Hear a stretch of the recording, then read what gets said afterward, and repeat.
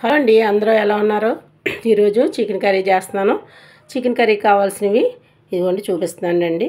ఇదిగోండి చికెన్ తీసుకున్నాను, అరకిలో చికెన్ తీసుకున్నాను. అందులోకి ఆనియన్స్, పచ్చిమిర్చి, టమాటో ముక్కలు, కొంచెం కొత్తిమీర, దానికి కావాల్సిన అల్లం వెల్లుల్లిపాయ పేస్టు, ధనియాల పొడి, జీలకర్ర ధనియాల పొడి, గరం మసాలా, కారం, సాల్ట్. ఇవన్నీ మనకు ఇప్పుడు కర్రీ చేసుకోవడానికి కావాలి కాబట్టి కర్రీ ఎలా చేస్తున్నానో చూడండి. మనం స్టవ్ వెలిగించుకుందామండి. ఇప్పుడు స్టవ్ వెలిగించుకొని ప్యాన్ పెట్టుకుందాం. దీంట్లో ఇప్పుడు మనం ఆయిల్ పోసుకుందాం. 3 స్పూన్ల ఆయిల్ వేస్తున్నాను. 3 స్పూన్ల ఆయిల్ వేసాను. ఆయిల్ హీట్ ఎక్కిన తర్వాత ఆయిల్ హీట్ ఎక్కింది కదండి. ఇప్పుడు మనం ఆనియన్స్, పచ్చిమిర్చి కూడా వేసుకుందామండి. కరివేపాకు,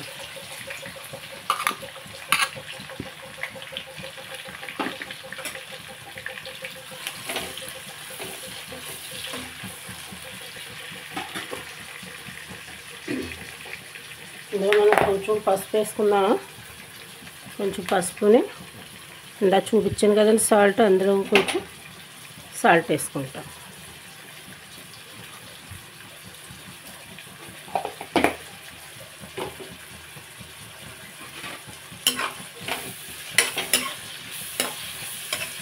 మనం మూత పెట్టుకున్నాం.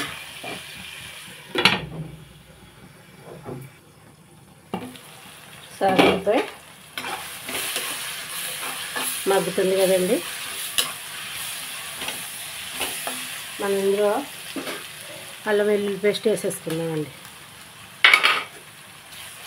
ఇది కూడా పచ్చివాసన పోయేదాకా బాగా వేసుకుందాం.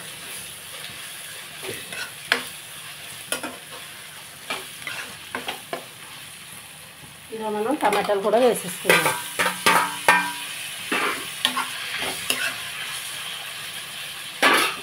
మూత పెట్టుకుని బాగా మగ్గనిద్దామండి. ఉల్లిపాయ బాగా మగ్గింది కదండి.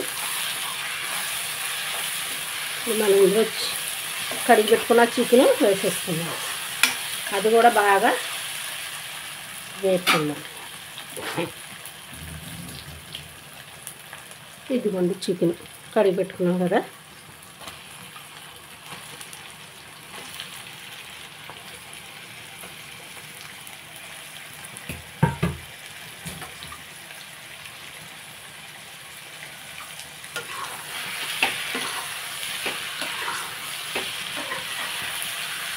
బాగా కలిపేసుకున్నాం, మూత పెట్టేసుకున్నాం. ఈ చికెన్లో ఉన్న వాటర్ అంతా పైకి వచ్చేస్తే చికెన్ ఉడుకుతుంది అన్నమాట.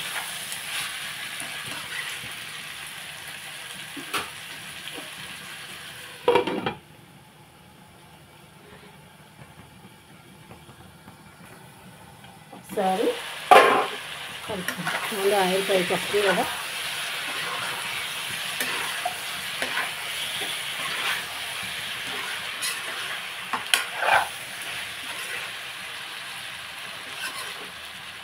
మళ్ళీ మనం మూసుకుంటాం. ఒకసారి మళ్ళీ ఇవ్వండి. మొత్తం చూడండి, చికెన్ శుభ్రంగా అల్లం వెల్లుల్లి పేస్ట్, ఉల్లిపాయ అంతా కూడా మగ్గిపోయింది కదండి.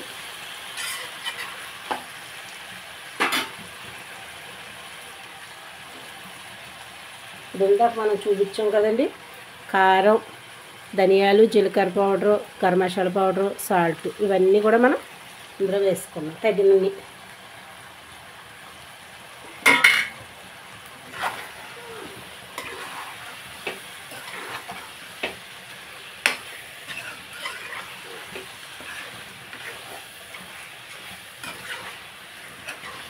రెండు స్పూన్లు వేసాను కారం, సరిపోతే తర్వాత చూసుకుని వేసుకున్నాం. ఇలా కొంచెంసేపు కూడా కారం వేసాక వేపుకుందాం అండి. అప్పుడు కొంచెం వాటర్ వేసుకుందాం. 2 నిమిషాలు మూత పెట్టుకుందాం. స్టార్ట్ చేసుకుందాం. ఇవన్నీ శుభ్రంగా ఆయిల్ పైకి ఎలా వచ్చేస్తుందండి. వాటర్ కూడా కొంచెం వేసుకుందాం.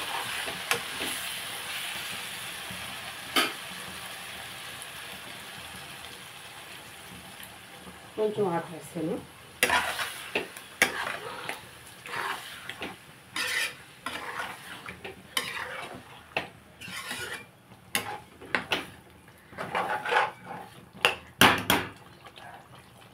ఏమ్మా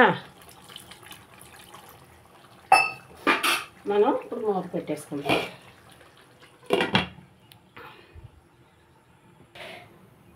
ఒకసారి తీసి చూసుకున్నాను. ఇదిగోండి, ఇప్పుడు ఉప్పు కారం చూస్తాను. కారం సరిపోతే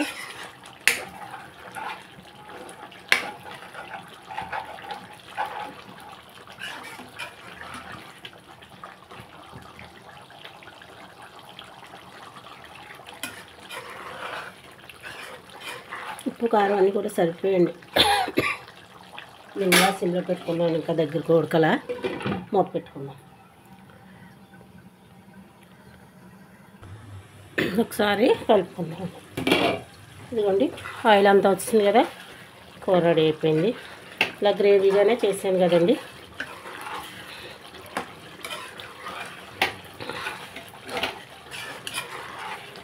ఉప్పు అది కూడా సరిపోయింది.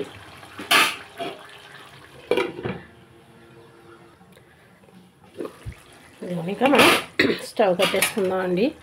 కర్రీ రెడీ అయిపోయింది. ఇదిగోండి, చికెన్ కర్రీ రెడీ అయిపోయింది. పక్కన చారు కూడా తాలింపు వేసేసాను. మరి చికెన్ కర్రీ ఎలా ఉందో చూసి లైక్ చేసి, షేర్ చేసి, సబ్స్క్రైబ్ చేయండి. మళ్ళీ రేపు ఇంకో కర్రీతో మీ ముందుకు వస్తాను.